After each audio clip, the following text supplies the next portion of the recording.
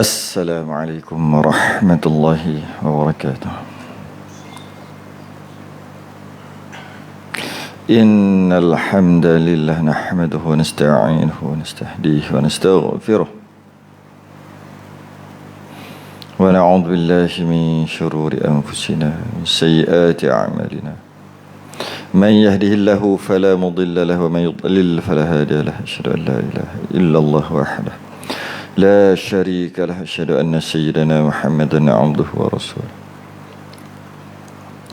اللهم صل وسلم وبارك على سيدنا محمد الفاتح لما أغلق والخاتم لما سبق ناصر الحق بالحق والهدي إلى صراطك المستقيم صلى الله عليه وعلى آله وأصحابه حق قدره ومقداره العظيم اللهم نور بالكتاب بصري وأتلق بلساني واشرح به صدري واستعمل به جسدي بحولك وقوتك فإنه لا حول ولا قوة إلا بك سبحانك لا علم لنا إلا ما علمتنا إنك أنت العليم الحكيم ولا حول ولا قوة إلا بالله العلي العظيم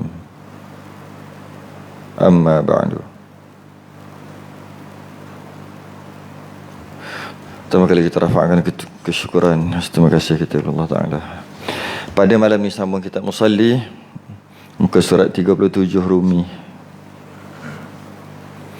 muka surat 9 Jawi.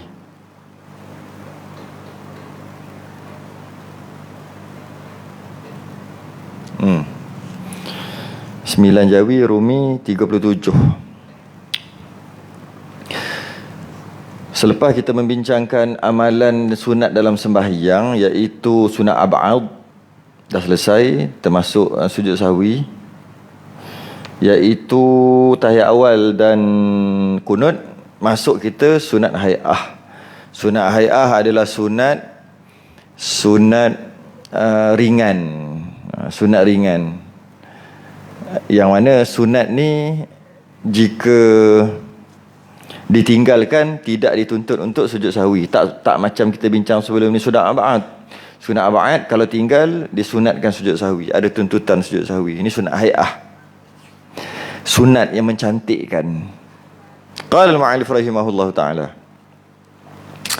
adapun sunat hay'ahnya yang tiada dijabarkan dengan sujud sahwi itu, sunat hay'ah tak boleh dijabarkan, tak boleh diganti, tak boleh ditampung untuk sujud sahwi dengan sujud sahwi.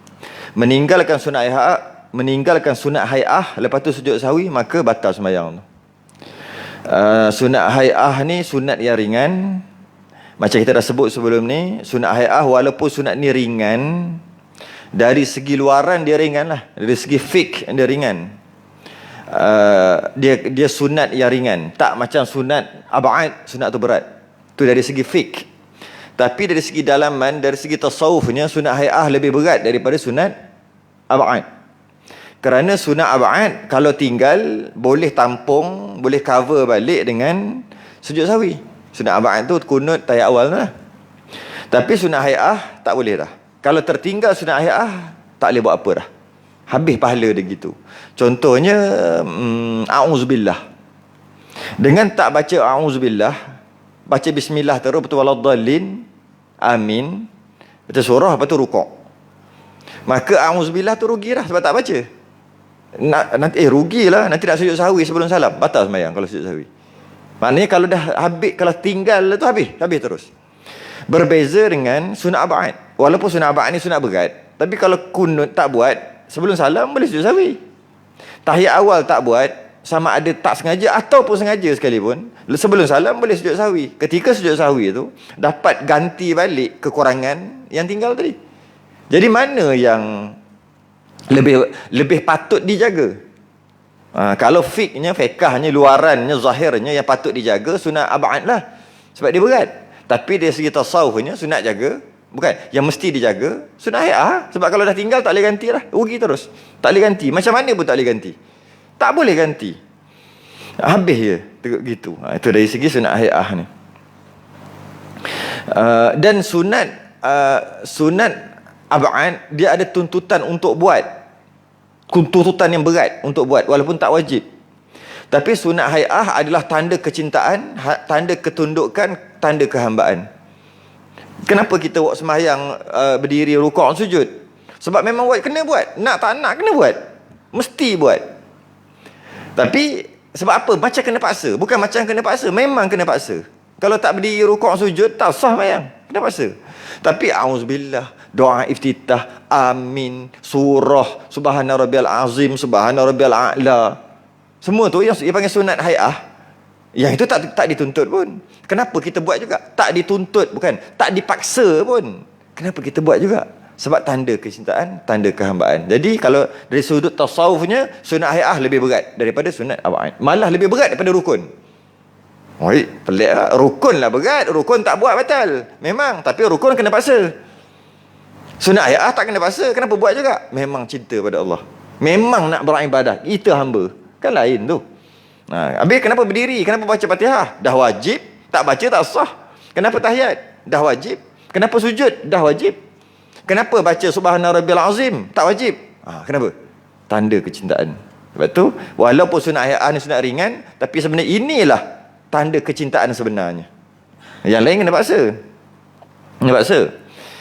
Sebab itulah lepas kita sembahyang, kalau perasan, lepas kita sembahyang kan, Assalamualaikum warahmatullahi, Assalamualaikum warahmatullahi, kita biasanya kita akan membaca Astaghfirullahalazim. Astaghfirullahalazim itu minta ampun. Kenapa lepas sembahyang minta ampun? Lepas sembahyang tu dah buat kewajipan, nak minta ampun apa? Alhamdulillah lah patutnya. Dah selesai kewajipan, tak minta ampun. Astaghfirullahalazim alladzi la ilaha illa huwal hayyul qayyum wa atubu ilaik. Kenapa minta ampun lepas sembahyang? Minta ampun, astaghfirullah. Paling kurang pun astaghfirullah, astaghfirullah, astaghfirullah. Boleh pula astaghfirullahalazim, astaghfirullahalazim, astaghfirullahalazim. Boleh juga astaghfirullahalazim alladzi la ilaha illa huwal hayyul qayyum wa atubu ilaik. 3 kali. Kenapa istighfar? Istighfar ni minta ampun. Sebab ada yang kita tak buat yang sunat-sunat tu lah. Nak minta ampun apa? Sebab tak buat rukuk. Tak payah minta ampun, tak buat rukuk, kena sembahyang balik. Tak boleh, tak selesai dengan minta ampun. Kenapa minta ampun ni astaghfirullahalazim? Sebab tak baca subhana rabbiyal a'la. Sebab baca subhana rabbiyal a'la 2 kali aja, bukan 3 kali. Itu tak boleh minta ampun. Itu tak boleh tu tak minta ampun. Bukan. Sujud, tak sujud, itu tak boleh minta ampun. Tak sujud, kena sembahyang balik. Tapi subhana rabbil azim, subhana rabbil a'la tak baca. Yang itu nak minta ampun. Kerana lemahnya aku, ya Allah. Yang kena paksa je aku buat. Yang tak kena paksa, aku tak berapa nak buat. Kadang-kadang buat, kadang-kadang tinggal. Kadang-kadang subhana rabbil a'la 3 kali, kadang-kadang ada wa bihamdih, kadang-kadang tak ada wa bihamdih. Ikutlah. Kadang-kadang ada auzubillah, kadang-kadang tak ada auzubillah, kadang-kadang ada amin, kadang-kadang tak ada amin dan sebagainya. Kadang-kadang baca surah, kadang tak baca surah. Yang kita sunat-sunat tu ada yang kita tak buat. Maka bila kita tak buat, kerana tu kita minta ampun astaghfirullahalazim. Bukan saja-saja. Sebab tu lepas sembahyang tu, bila kita sebut astaghfirullahalazim tu, biar ingat balik masa kita sembahyang tu, apa yang kita tak buat yang sunat-sunat. Masa tu kita, Allah, berdosanya aku. Bukan berdosa, rasa berdosa. Lepas tu minta ampun. Sebab kita kena paksa baru buat, macam pahat dengan penukul. Pukul tak ketuk, tak masuk pahat tu. Itulah kita. Itu buktinya. Jadi macam mana? Minta ampun sebagai tanda kehambaan. Bukan astaghfirullahalazim saja. Bukan. Sebab mengingatkan ada sunat-sunat yang kita tak buat. Minta ampun pada Allah. Dia seumpama lauk. Kalau kita makan tu, sunat hai'ah ni macam lauk. Macam budu gitu. Macam caluk, sambal belacan, ulam, ikan kering. Nasi dengan ikan ataupun ayam itu mesti ada tu. Tu wajib tu, itu rukun. Kalau kita nak bandingkan lah, rukun. Sayur tu mungkin kita tu sunat ba'id kot. Sayur tu sunat ba'id. Sayur goreng ke apa. Vitamin untuk vitamin, sunat, untuk zat-zat tu sunat ba'id. Tak ada pun boleh makan. Tapi dia tak cukup, tak lengkap.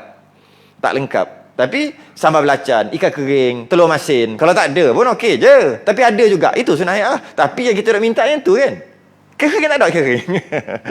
Tolong masih tak ada. Solok tu. Tu semua hai'ah je tu. Yang tu yang kita minta. Nasi kita tak minta dah. Sebab dah nama nasi kerabu, mesti ada nasi, kena ada kerabu dia. Tak payah minta dah yang tu. Itu rukun dia. Tapi yang kita dah minta yang tu. Yang kecil-kecil yang tu. Kering macam tu.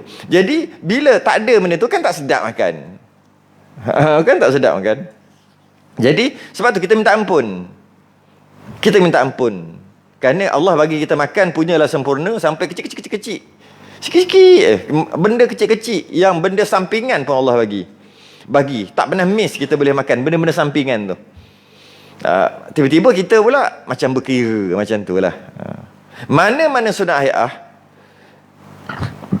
yang ada pada mana-mana sunat hai'ah yang kita akan bahas, sunat hai'ah ada 500. Tapi dia bahas ada 20 lebih.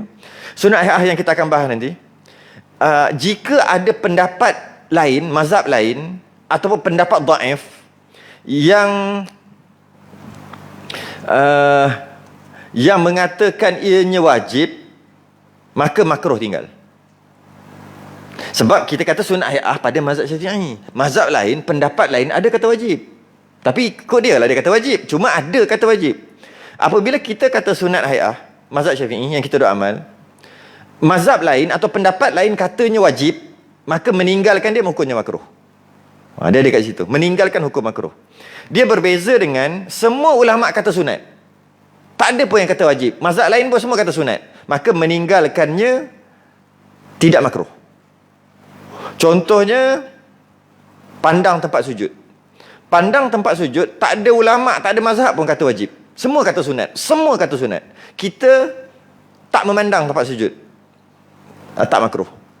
Makruh bila kita pandang tempat lain menyebabkan kita ingat perkara lain. Itu baru makruh. Makruh bukan pandang tempat lain. Makruh kerana ingat benda lain.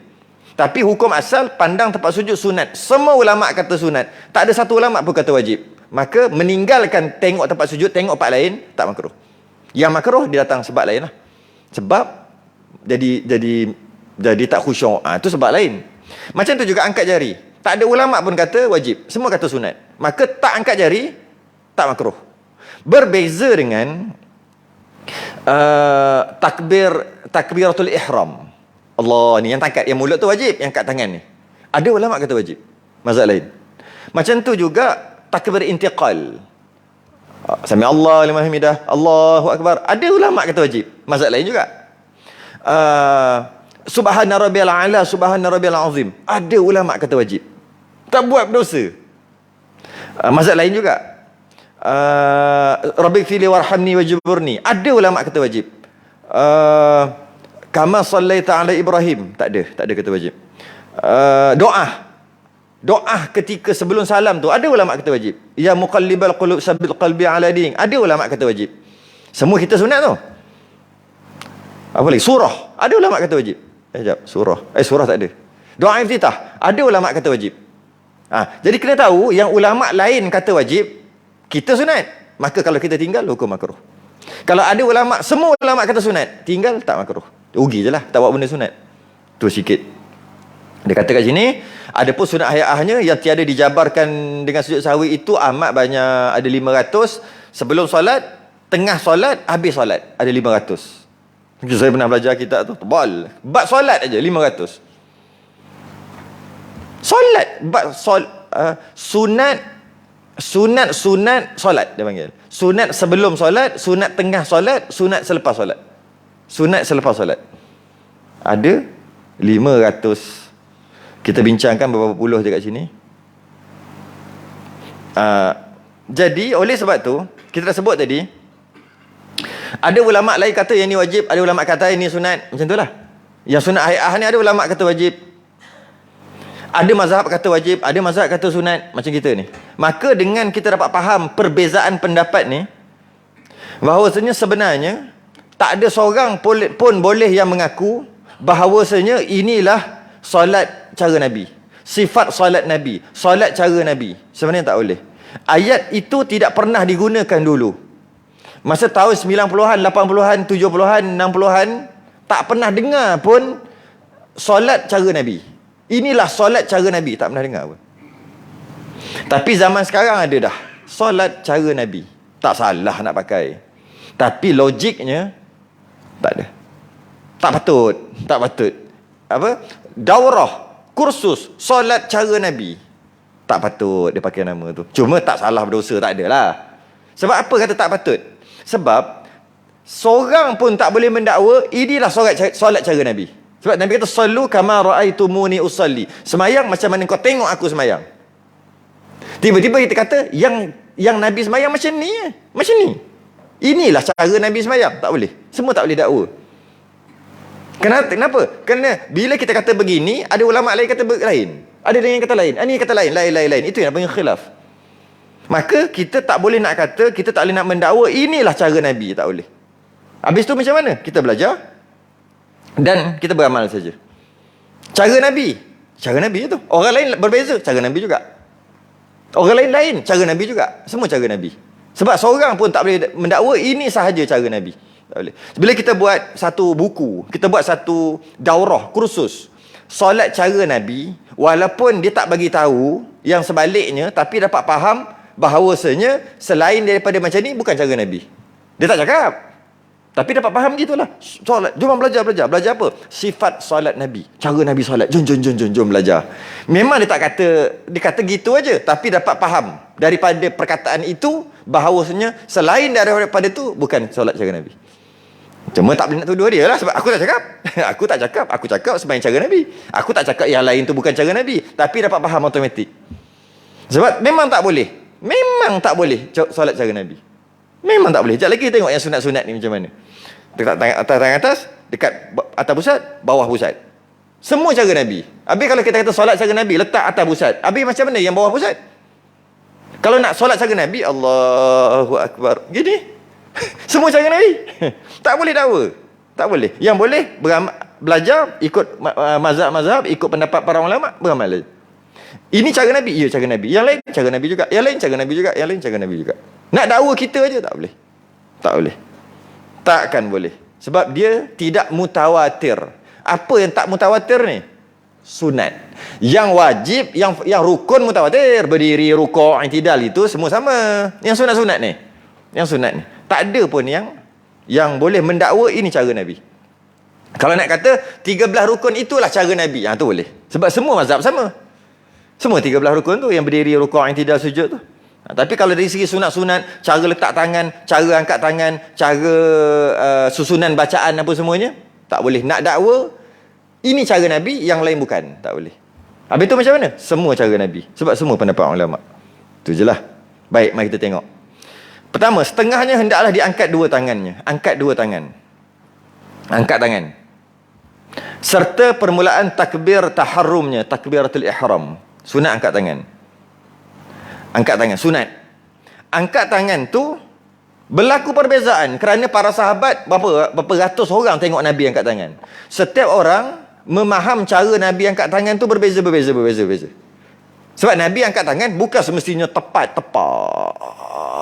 Ukur tu memang cukup inci. Tak. Kadang-kadang kau ni, kadang-kadang kau ni. Jadi mana sahabat yang tengok dia kata gitu. Sedangkan semua Nabi buat. Jadi mengangkat tangan kedua tangan secara umumnya hendaklah diangkatkan dua tangannya ketika takbiratul ihram. Kita mula-mula sembahyang Allahu Akbar, angkat tangan. Bila angkat tangan tu untuk apa? Tanda hormat, tanda menyerah kalah, surrender. Kan? Jangan bergerak, angkat tangan. Kenapa kena angkat tangan? Surrender. Begitulah kita surrender ketika kita menyebut Allahu Akbar. Allah Maha Besar, kita surrender dengan Allah. Surrender. Kita menyerah kalah. Simbolik menyerahkan diri kita pada Allah. Tolak selain pada Allah. Tolak. Ni tolak ni. Tolak apa? Tolak selain pada Allah. Tolak selain pada Allah. Sebab tu kalau dalam peperangan, kalau angkat tangan tak boleh tembak kan? Kalau tembak kira salah dalam undang-undang peperangan. Angkat bendera putih, apa-apa. Antaranya angkat tangan. Tak boleh tembak. Malah dalam Islam pun angkat tangan tak boleh. Maknanya dia dah menyerah kalah. Tapi standby lah, angkat tangan, kita jatuh kita punya senapang, dia buat keluar. Standby lah, cuma tak boleh tembak dah, angkat tangan. Angkat bendera putih. Apa lagi ada beberapa undang-undang peperangan. Bila buat benda tu tak boleh lah. Malah Nabi pun pernah marah para sahabat. Marah. Bila dia nak bunuh dah kalah ni. Kemudian dia angkat tangan. Lepas tu dia pun surrender. Kalah. Malah dia mengucap dulu kalimah syahadah. Asyhadu an la ilaha illallah asyhadu anna Muhammadar Rasulullah. Sahabat sob libah juga. Nabi marah. Dia kata, alah, dia nak mati baru nak mengucap. Kata Nabi, mu korek hati dia. Korek hati dia, tengok betul ke tak betul. Kita hanya berhukum yang zahir. Nahnu nahkumu bil zawahir. Kita berhukum benda yang zahir. Yang dalam tu serah pada Allah. Angkat tangan. Angkat tangan pada permulaan solat, sepakat sebab semua ulama. Allah tu angkat tangan tu sepakat semua ulama. Selain daripada takbiratul ihram ada khilaf.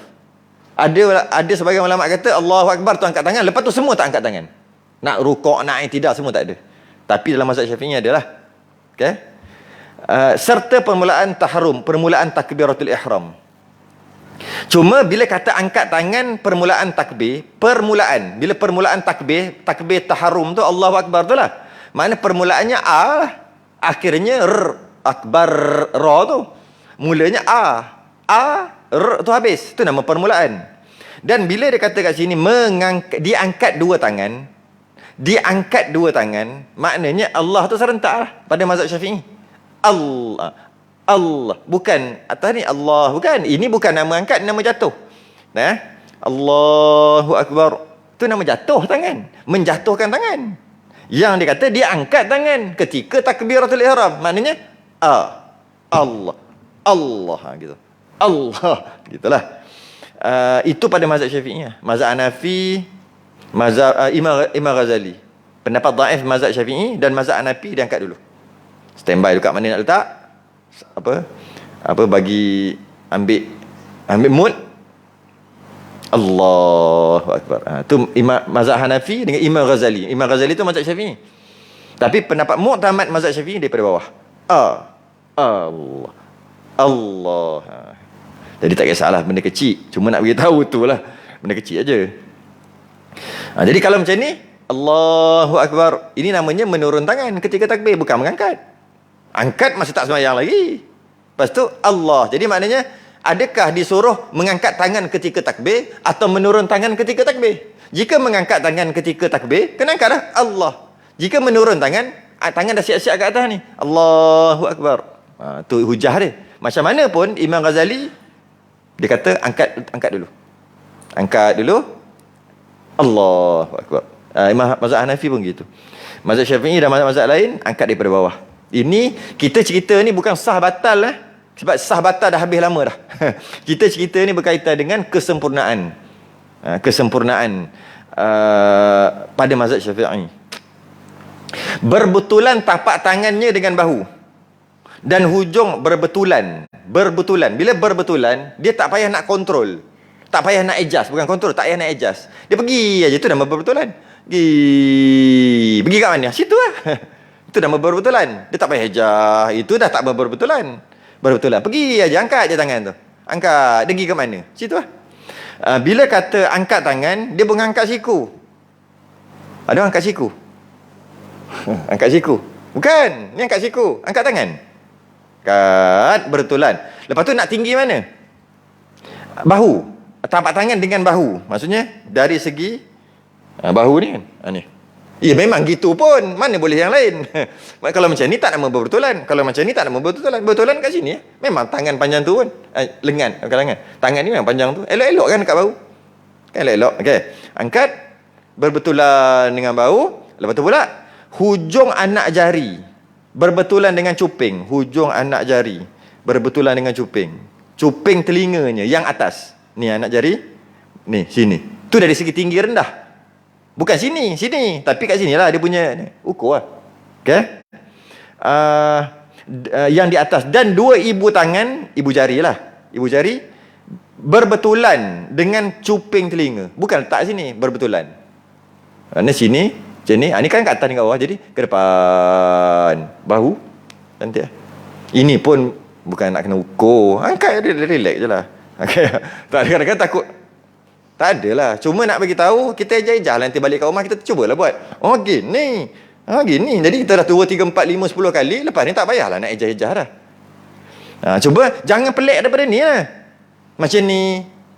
Sebab tu kita nak, walaupun dia kata relax-relax lah, angkat je tu. Tapi bila kita tak mengaji juga, walaupun dia punya sunat, kita akan jadi pelik kita akan jadi gini. Padahal angkat dia gini. Ni tapak tangan menghadap ke kiblat. Kita buat gini pula. Habis. Macam Atramen macam mana jadi? Tak ada melampau. Melampau Atramen. Macam padahal simple aja. Tangan letak ni, simple, relax, angkat, agak-agak. Kan? Tu je. Saya selalu sebut kalau dalam bab semayang, selalu sangat sebut bab ni.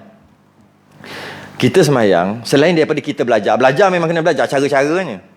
Kita perhatilah orang lain sama. Saya rasa dah banyak kali dah cakap. Dalam ibadah sembahyang, dia boleh tengok orang. Macam zakat tak boleh tengok orang. Nak tengok macam mana? Ni bayar zakat. Takkan kita nak tiru cara-cara dia keluar dompet kat belakang. Tapi sembahyang boleh tiru. Belajar satu hal. Dan tengok orang sama. Orang tu masuk orang ramai. Orang ramai angkat macam mana? Kalau kata 100 orang yang kita tengok, angkat macam mana? Kenapa kita seorang je pelik? Gitu je lah.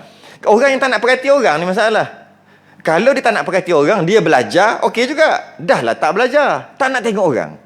Sepatutnya nak sembahyang kena belajar, bukan tengok orang. Tapi nak macam mana? Malah nak tengok orang, malah nak belajar, tengok orang. Agak-agak orang buat macam mana? Kenapa kita ni pelik pada orang? Kita letak kat mana? Kenapa semua orang letak kat situ, kita letak tempat lain? Tu je. Kenapa kita pelik pada orang? Maknanya orang semua salah aku betul ke macam mana? Tu, tengok orang. Dia sembahyang kita tengok, perhati orang. Dan jangan perhati seorang, perhati ramai. Yang sama tu, itulah yang betul. Walaupun hakikat sebenar nak tahu betul, belajar, mengaji. Ini kalau kita bukannya rajin mengaji sangat. Belajar sangat. Jadi perhati orang sama, perhati. Kenapa aku lain? Dan tak ada kot yang sama spesies dengan aku. Tengok orang lain pula. Tak ada lagi. Tengok sana pula. Time cuti, pergi Penang, pergi Kedah. Tengok orang Kedah. Macam tu juga. Aku seorang lah dalam Malaysia ni. Takkan semua salah aku je betul. Fikir lah. Ini tidak. Dia tak tengok orang. Dia ikut dia je. Itu yang terbaik, mengaji lah. Mengaji lah. Kenapa dia seorang, dia yang angkat ini? Allahu Akbar. Kadang-kadang kita pelik. Kenapa angkat je ni? Tak tengok orang semua macam ni. Kalau saya ingat sikit tu okey lah. Kan tak kita nak adjust. Kadang-kadang kita angkat, tersengit sikit. Ini yang macam ni terus. Allahu Akbar. Tahulah. Tengoklah orang sama. Tengok orang sama. Kalau tak nak tengok orang, mengaji. Angkat. Angkat tu pula, bila kata surrender, angkat tu dengan angkat kita betul-betul menyerah diri, menyerah. Dan jangan angkat lebih kurang. Sebab Nabi pernah larang orang yang angkat tangan ketika takbir macam ekor kuda. Boleh Google lepas ni, boleh tengok YouTube lepas ni macam mana ekor kuda bergerak. Ekor kuda dekat. Kan dia gerak kita, ekor ada duduk. Lalu kejap dia gerak. Jangan angkat macam tu. Nabi larang tu. Ada hadis Nabi. Maksudnya macam mana? Macam ni kot macam tu kot. Macam nak tak nak. Macam ekor kuda. Nabi larang. Nabi kata, jangan kamu angkat tangan ketika takbir tadi seperti menahan sesuatu. Macam tu lah. Macam tu lah. Nabi tak bagi. Macam ekor kuda. Jangan. Angkat tangan ke atas. Bukan kat bawah. Macam angkat tangan tu kan. Ada orang angkat kat sini, kat dada je. Dia kat atas, dia bukan kat dada. Allah, itu kan. Tak, angkat dekat atas.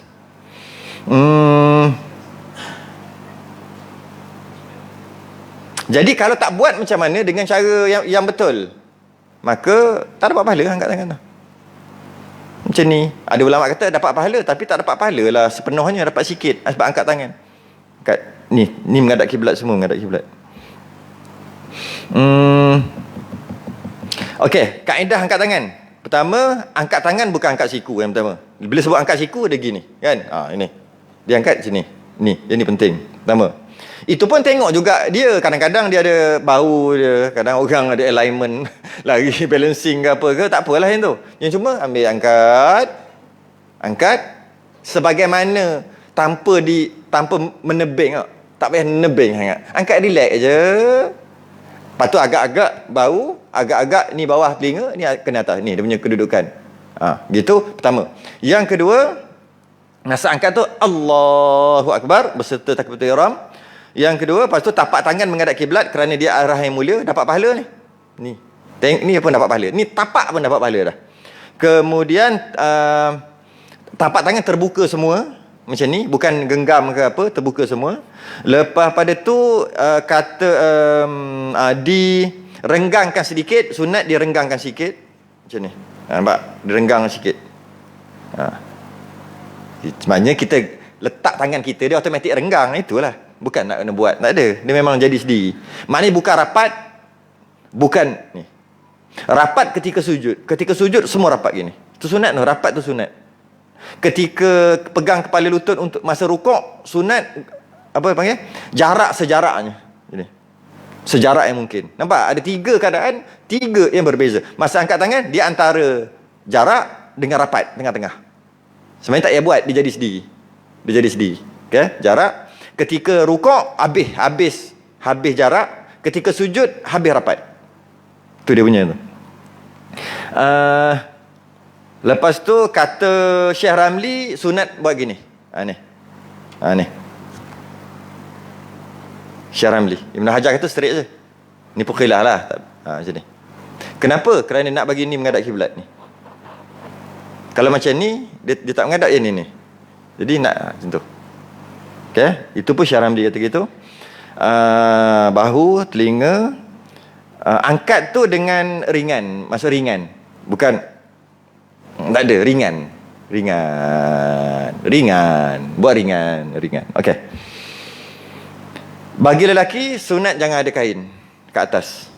Sarung tangan ke, pakai kain ke apa kan. Sunat. Bagi orang perempuan tak ada apa-apa. Kalau ada kain. Jangan ada kain atas tangan. Masa angkat tu. Okay. Itu kesempurnaan. Kemudian diturunkan keduanya, ditaruh di bawah dadanya. Lepas Allahu Akbar tu letak kat mana? Dia kata bawah dada. Tambah lagi bawah dada atas pusat. Yalah, dada bawah atas pusat. Macam kita letak lah. Straight aja. Mazhab Hanbali, dia ada pendapat mazhab Hanbali di atas sikit atas. Okey. Mazhab Maliki bawah pusat.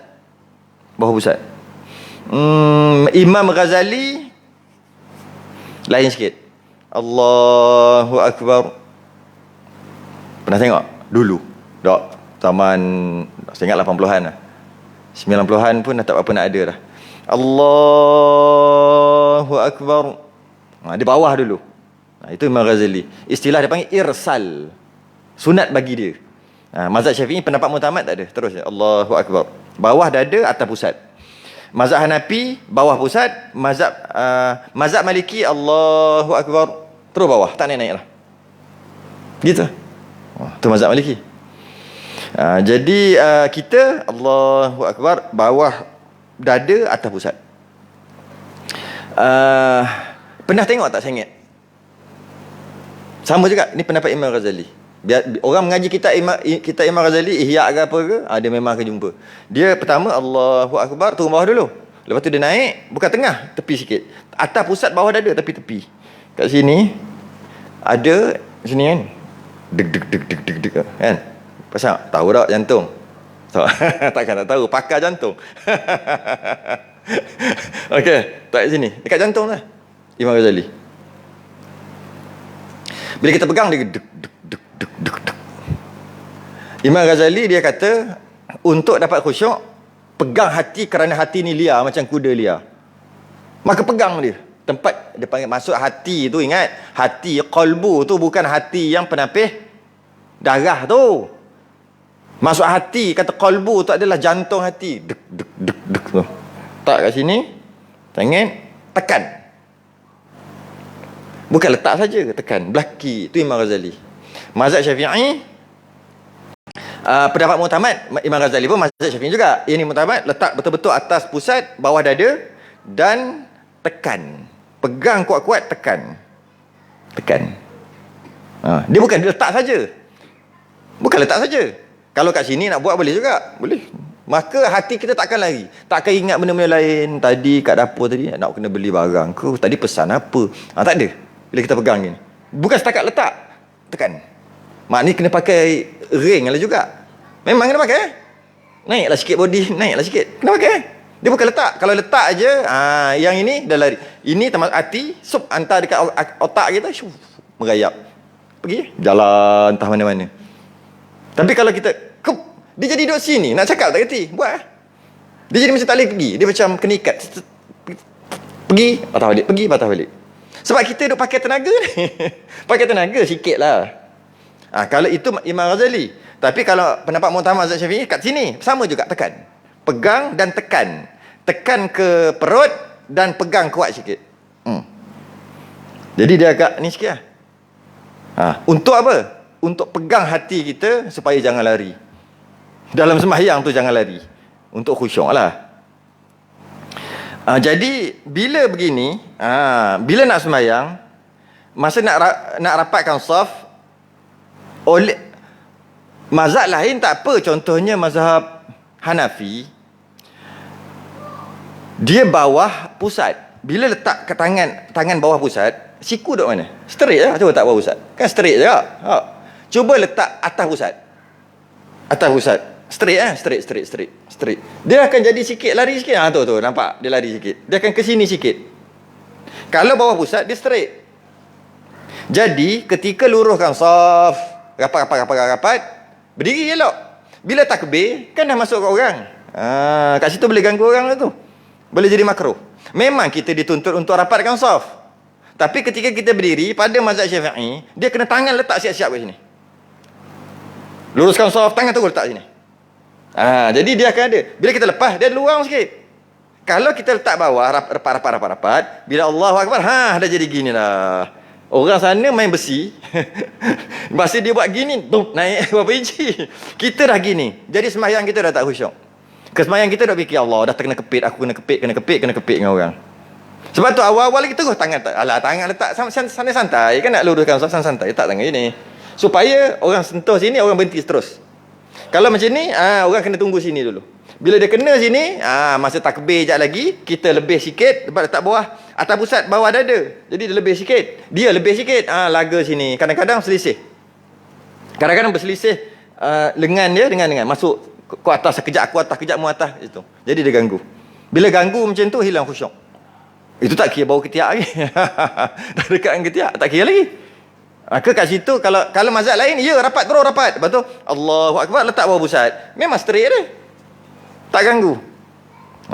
Kat situ. Sebab kita memang dituntut untuk rapatkan saf.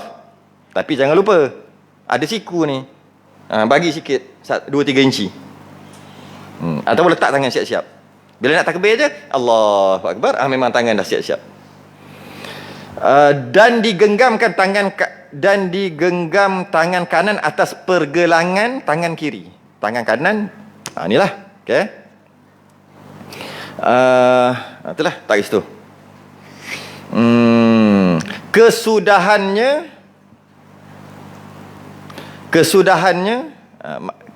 last sekali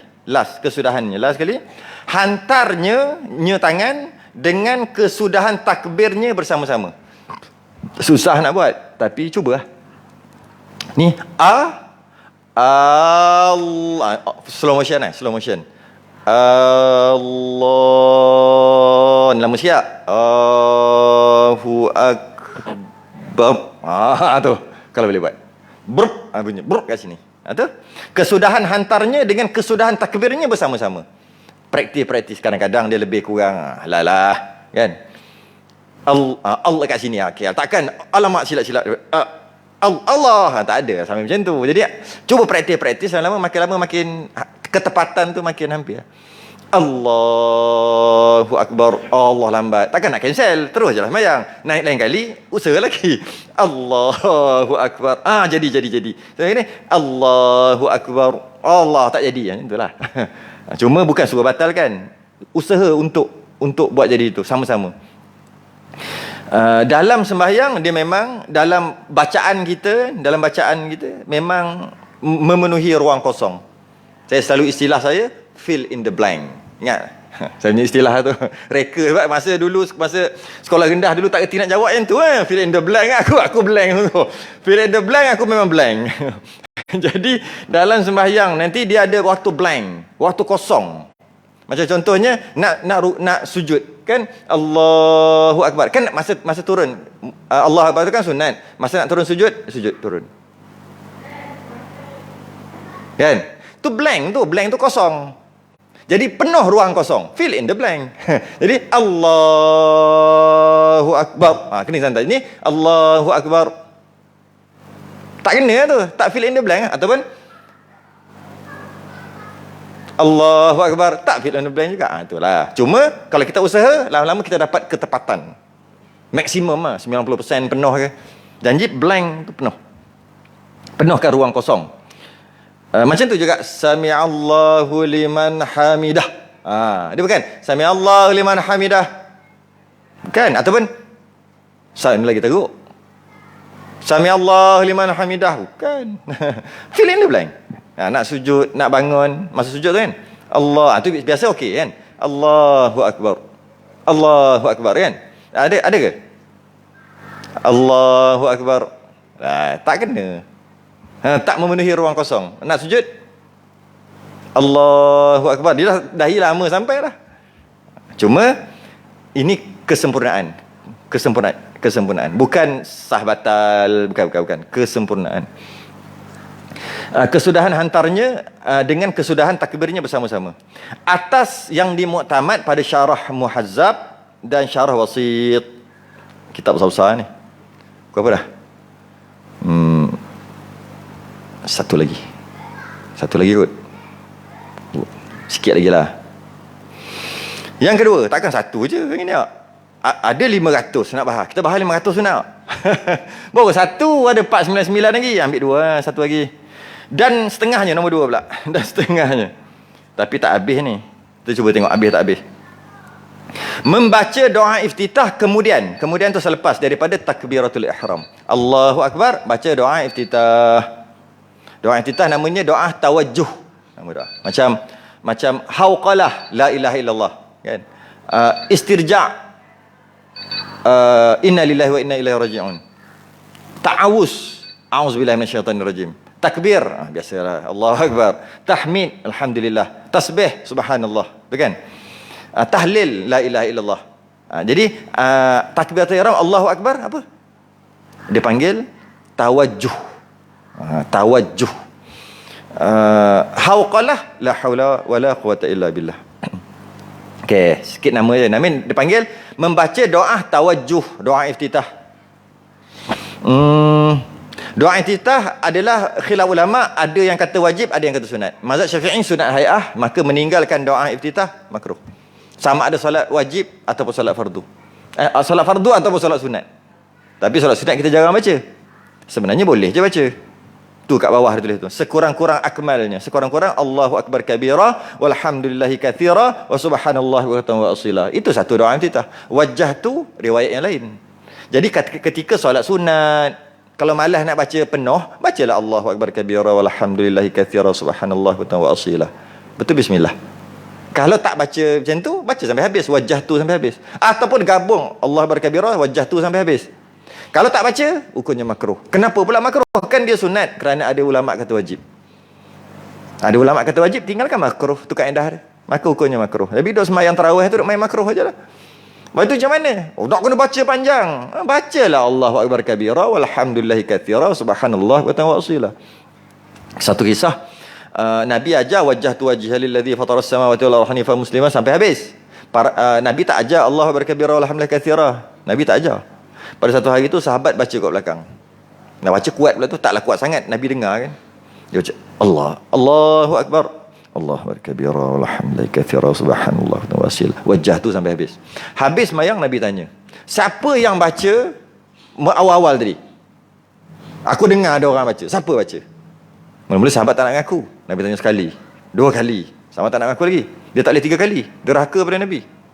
3 kali. Siapa baca tadi? Ngaku, angkat tangan perlahan. Saya Rasulullah. Apa kau baca? Allahu Akbar kabira walhamdulillahi katsira wa subhanallahi wa ta'ala. Lepas tu baru baca wajah tu. Nabi kata apa? Aku melihat lebih 30 malaikat berebut nak ambil amalan ni untuk hantar. Tu angkat amalan ni. Dia angkat je. Oh, saya. Standard lah para sahabat gitu lah. uh, kenapa berebut malaikat angkat?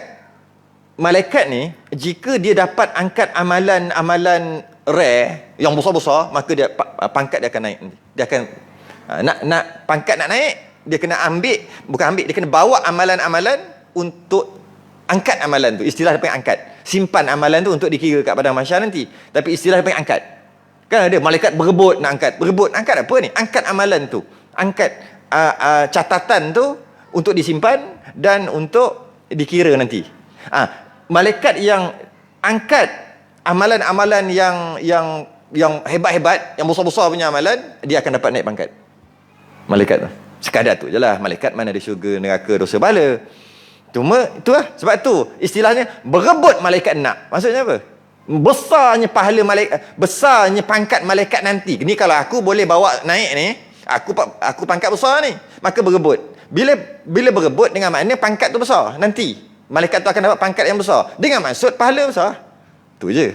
Maka dengan bermula pada saat tu Nabi dah sign, maka boleh baca macam tu. Jadi ada dua doa kita. Allahu akbar kabira walhamdulillahi katsira wa subhanallahi bukratan wa asila, satu. Lepas tu wajah tu yang sempurna yang kedua. Jadi ada dua je. Jadi tak nak baca dua, baca satu. Jangan tak baca langsung, hukumnya makruh. Cuma dia ada syarat dia. Bila namanya doa iftitah ni pembukaan. Bila doa dia pembukaan, maka kalau baca yang lain tak dapat dah pahala tu. Maksudnya Allahu akbar, a'udzubillahi minasyaitonirrajim, bismillahirrahmanirrahim. Lupa pula tak baca doa iftitah. Allahu akbar kabira, tak dapat dah. Sebab nama ni doa pembukaan, dia pergi buka dengan a'udzubillah. Kenapa? Sama ada terlupa ataupun sengaja. Tak ada dah doa iftitah. Doa iftitah adalah doa pembukaan. Jadi hendaklah dia yang pertama. Contoh dalam khutbah Jumaat, alhamdulillah ataupun innal hamdalillah. Kena mula itu lah. Sebab tu sunat. Ketika khutbah raya, apa mula? Ingat? Allahu akbar 9 kali kan? Mula kan itu kan? Jangan baca kelebihan korban di kelebihan korban di akhirat nanti. Allahu akbar. Dia baca apa? Dia baca tajuk teks. Tak payahlah baca tajuk teks tu, habislah fadilat Allahu akbar tadi. Dia kena mula dengan Allahu akbar. Kadang-kadang jangan tulis tajuk patutnya. Kadang-kadang khatib ni lugu benda dia baca teks. Makanlah buah-buahan tempatan. Innal hamdalillah. Ada pula dia baca teks kat atas tu. Tak payahlah yang tajuk besar tu. Baca terus alhamdulillah pada khutbah Jumaat. Khutbah raya mulakan Allahu akbar 9 kali. Khutbah minta hujan tu, sembahyang istisqa, sembahyang minta hujan, dia ada khutbah juga. Mulakan dengan istighfar. Astaghfirullahalazim. Mulakan dengan tu. Dia ada mulanya. Macam tu juga dengan doa iftitah, mulakan dengan doa iftitah, sama ada Allahu akbar kabira ataupun wajah tu. Macam tu juga azan. Azan dimulakan dengan Allahu akbar Allahu akbar. Bukan mulakan dengan bismillah. Bismillahirrahmanirrahim. A'udzubillahi minasyaitonir. Tidak. Tapi kalau mulakan juga tak salah. Cuma bila sebut azan, mulakan dengan Allahu akbar. Dia pergi mulakan dengan yang lain. Bukannya mulakan dengan yang lain tak dapat pahala. Tak. Mulakan dengan Allahu akbar lah, sebab Allahu akbar tu dia panggil zikir khusus. Zikir khusus. Tapi benda tu kecil sangatlah nak cerita pun. Sekurang-kurangnya. Cuma nak baca apa? Allahu akbar kabira ke Allahu akbaru kabira? Dah pernah jadi sekali apa?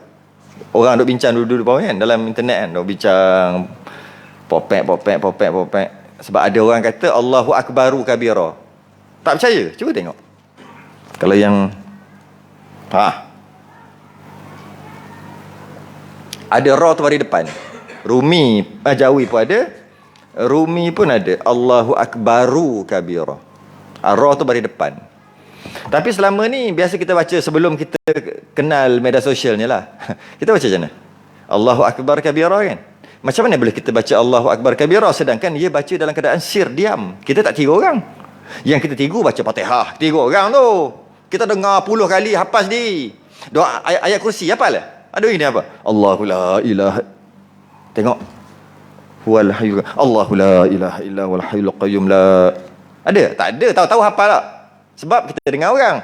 Sebab tu kita hafal automatik, tak ada masalah. Doa iftitah mana ada orang baca kuat-kuat? Macam mana kita boleh tahu? Maknanya kita dah pernah belajar. Tak ada orang boleh tiru doa iftitah. Mana boleh tiru? Dia bukan macam Fatihah, bukan macam tahlil, bukan macam Qul huwallahu ahad. Itu tiru aja. Daripada kecil tu dengar hafal automatik. Yang lain-lain kita kena hafal sendiri. Kena hafal sendiri. Sabbihisma rabbikal a'la alladhi khalaqa fasawwa. Itu tak boleh hafal. Kena tengok hafal. Dia tak boleh faham hafal sendiri. Doa iftitah dia hafal sendiri ke hafal sungguh-sungguh? Hafal sungguh-sungguh, bukan hafal sendiri. Bukan teringat sendiri sebab tak ada orang baca. Mana ada orang baca doa iftitah ada? Masa bila? Mana ada?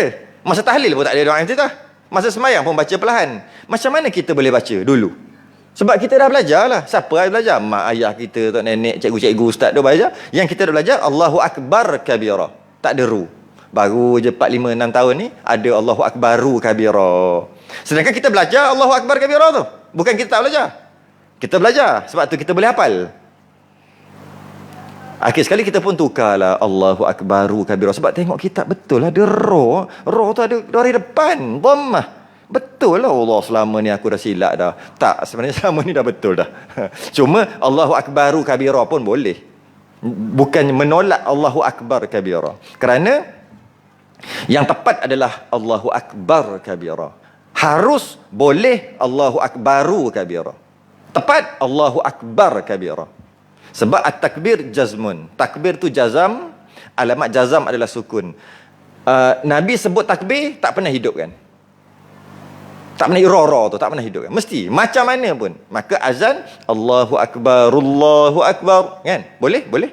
Tapi yang terbaik Allahu Akbar, Allahu Akbar. Pernah dengar? Pernah dengar. Allahu Akbar, Allahu Akbar. Pernah dengar juga. Dua-dua boleh. Yang terbaik mana? Allahu Akbar, Allahu Akbar. Walaupun dia tak berhenti. Allahu Akbar, Allahu Akbar. Dah mati, mesti tarik nafas. Tak. Niat kita nak mati. Niat kita nak mati. Allahu Akbar, Allahu Akbar. Walaupun tak tarik nafas, istilah dia panggil saktah, tetap dikira mati juga. Macam kita baca kan. Qul huwallahu ahad, Allahus samad, lam yalid walam yulad walam yakul lahu kufuwan ahad, la ilaha illallah wallahu akbar. Macam tahlil tu. Bismillahirrahmanirrahim. Qul a'udzu birabbil falaq min syarri ma khalaq. Mana ada tarik nafas? Kalau tidak lambat habis tahlil, lambat boleh makan. Bismillahirrahmanirrahim. Qul a'udzu birabbil falaq. Kalau nak sambung, Qul a'udzu birabbil falaq min syarri ma khalaq wa min syarri ghasiqin idza waqab. Mana ada baca gitu? Qul huwallahu ahadunillahus samad, lam yalid wa lam yulad. Macam mana? Maknanya kita alhamdulillahirabbil alamin arrahmanir rahim maliki. Alhamdulillahirabbil alamin arrahmanir rahim maliki yaumiddin. Mana dia tarik nafas? Subhanallah, subhanallah, subhanallah, subhanallah, subhanallah. Tarik nafas. 3/3 Subhanallah. Subhanallah. Subhanallah. Kan mati ke? Subhanallahi, subhanallahi, subhanallah. Sebab sambung. Alhamdulillah, alhamdulillah, alhamdulillah. Dia bunyi pelik pula. Alhamdulillah, alhamdulillah, alhamdulillah, alhamdulillah. Sambung ke? Alhamdulillah. Alhamdulillah.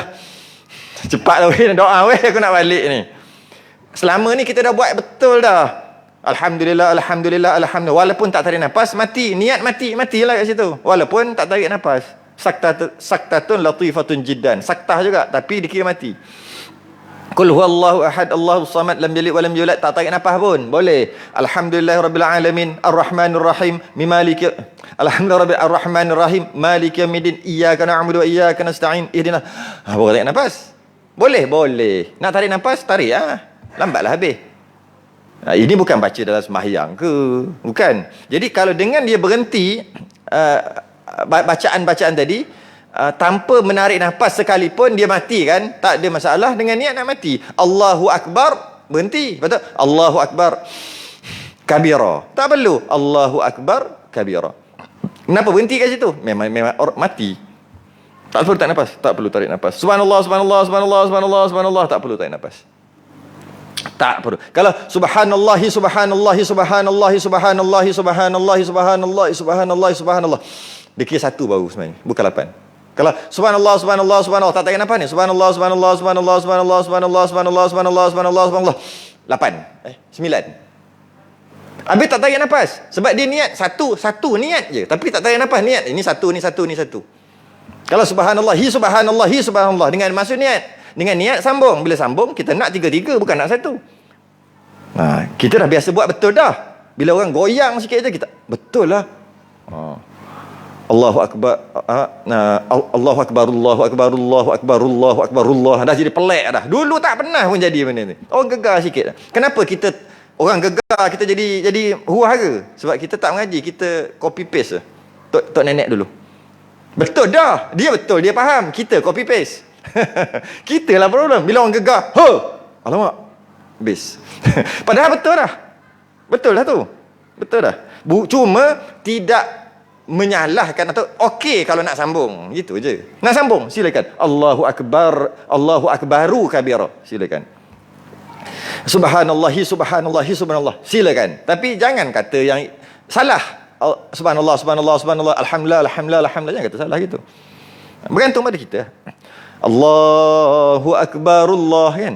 Allahu Akbar, Allahu Akbar, Allahu Akbar. Raya macam raya. Raya. Yang terbaik Allahu Akbar, Allahu Akbar. Mati kan walaupun tak tarik nafas. Kalau nak sambung pun boleh kan, sebut tadi. Pun diharuskan sebab memang hidup pun Allahu Akbar, Allahu Akbar, Allahu Akbar. Boleh juga. Kat situlah orang gegar sikit je. Habis kita huru-hara habis. Benda betul dah jadi terus jadi tak betul. Betul. Boleh berhenti kat situ. Jadi Allahu Akbar kabira. Okey. Yang akmal, yang sempurnanya, wajjahtu wajhiya lilladzi fataras samawati wal ard hanifan musliman wa ma ana minal musyrikin. Jangan muslimin pula kat situ. Sebab wa ma tu ma nafi tu. Wa ma ana minal, ma tu tidak. Wa ma ana minal musyrikin. Aku tidak tergolong dalam golongan orang musyrik. Ma tu ma nafi dan ma tidak, maksud tidak. Sebab ada maksud ma tu apa? Ma rabbuka kan. Ada maksud apa? Ada maksud tidak. Jadi wa ma tu tidak. Jadi bahaya tu. Wa ma ana minal musyrikin, dia panggil wa ana minal musyrikin, dan aku tergolong orang musyrik. Bahaya. Betul. Inna salati wa nusuki wa mahyaya wa mamati lillahi rabbil alamin la syarika lahu wa bidzalika umirtu wa ana minal musyrikin pula. Jahanam. Jangan tukar tu. Sebab dia bila tukar dia makna tu terbalik. Kalau tukar makna tu jadi sikit-sikit tak apa. Ini terbalik. Muslim jadi musyrik. Islam jadi kafir. Itu yang hati-hati kat situ lah. Satu. Yang kedua, hati-hati dekat ana. Ana semuanya alif nun alif. Ana. Alif nun alif. Bila alif nun alif tu ana, aku. Bila kita nak baca alif tu dia memang tak bunyi. Sebab tu atas alif tu kalau perasan dia ada tanda bulat. Dalam Quran dia tanda bulat. Dia ada tanda mati yang bukan bulat, menyengit sikit. Bulat apa? Bujur. Bulat bujur. Bulat macam ni. Ada bulat gini. Perasan tak? Ada bulat gini. Apa maksud bulat ni? Ni, bulat ni. Dalam Quran ni. Dalam Quran ni. Ada bulat gini. Ada bulat gini. Ini mati. Sukun. Kita mati kan? Nun mati, mim mati. Ni bulat je ni. Yang ni.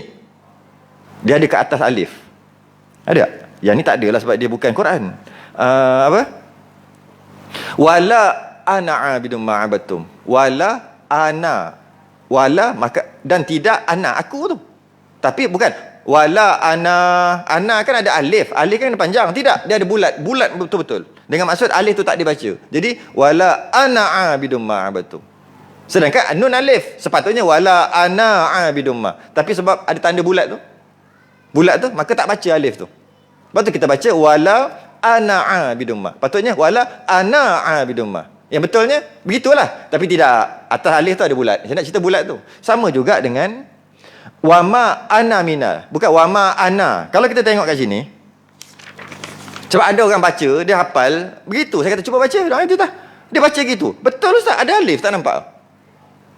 Kita tengok, kita pun jadi goyang. Kejap. Loading je. Wama ana minal muslimin. Wajjahtu wajhiya lilladzi fataras samawati wal ardh hanifan musliman wa ma ana minal musyrikin wa ma ana minal musyrikin. Kita apa sebab bunyi pelik ni baca.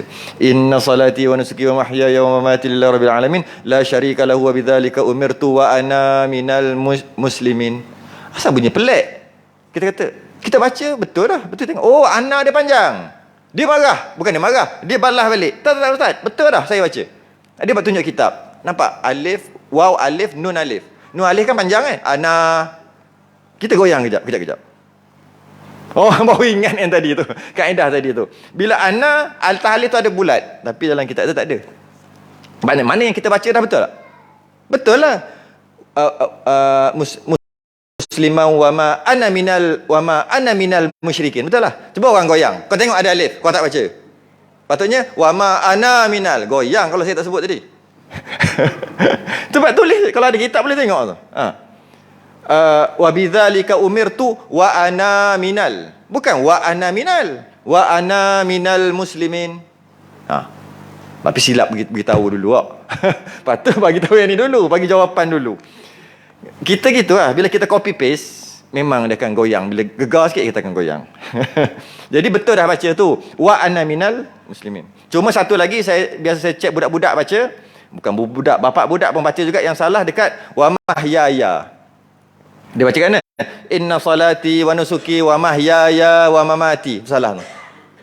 Sebab apa jadi gini? Kerana masa kecil-kecil dulu ustazah tak betul kan siap-siap. Masa menyanyi, masa nak hafal ni kena menyanyi kan? Macam mana nyanyi? Lupa dah. Ingat tak? Wajjahtu wajhiya lillazi. Salah tu. Wajjahtu wajhiya. Jadi cikgu-cikgu ustazah pasti ke ustazah yang ajar-ajar ni betul siap-siap. Memang budak tu umur 6 tahun, 5 tahun. Tapi betul siap. Sebab saya jumpa dah jadi bapak budak pun duk baca macam tu juga. Inna salati wa nusuki wa mahyaya wa mamati. Macam molek sikit tak? Wa mama. Dia kena nyanyi tak? Inna salati wa nusuki wa mahyaya wa mahyaya wa mamati. Kenapa kena nyanyi? Dia belajar nyanyi. Jadi minta tolong cikgu-cikgu ni ajar betul-betul tu. Walaupun budak tu umur 5-6 tahun. Sebab kebanyakannya baca wajjahtu wajhiya lillazi. Budak-budak.